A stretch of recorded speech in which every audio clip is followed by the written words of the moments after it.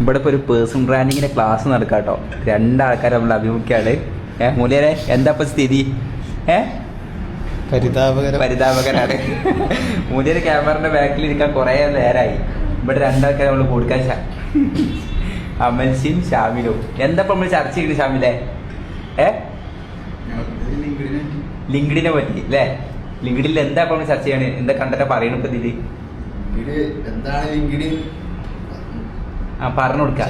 തെറ്റിദ്ധാരണ എന്താ പറയാ, ജോബ് സെർച്ചിങ് ആപ്പാണ്. ജോബ് സെർച്ചിങ് ആപ്പാണുള്ള തെറ്റിദ്ധാരണ. അത് തീർത്തു കൊടുക്കാണ്. അപ്പൊ അതിന്റെ പോഡ്കാസ്റ്റ് നടക്കണില്ലേ? തീരണില്ല. എന്താ ദേവിക? പരിതാപകരം. റെഡി ആവും. എല്ലാവരും തുടക്കമാണ്. നിങ്ങളിപ്പോൾ കണ്ടിട്ടുള്ളത് നമ്മുടെ സ്റ്റുഡൻസിനെ കൊണ്ട് ഇതേമാതിരി കോണ്ടന്റ് ക്രിയേഷൻ്റെ ക്ലാസ് സ്റ്റാർട്ട് ചെയ്തതാണ്. അപ്പം റിയൽ പ്രൊജക്റ്റിൽ അല്ലെങ്കിൽ റിയൽ സ്കില്ല് എന്ത് ചെയ്യണം, അത് നമ്മൾ ചെയ്ത് തന്നെ പഠിക്കണം. അങ്ങനെയുള്ളൊരു സംഭവമാണ് കോണ്ടന്റ് ക്രിയേഷൻ. ഇന്നത്തെ കാലത്ത് അത് ഏറ്റവും ഇമ്പോർട്ടൻ്റ് ആണ്. ഏത് സ്റ്റുഡൻസിൻ്റെ കയ്യിലും ഉള്ള ഒരു സ്കില്ലായിരിക്കണം അത്. അപ്പം അത് അവരെ കൊണ്ട് റീട്രൈ ചെയ്തുകൊണ്ടിരിക്കുകയാണ്.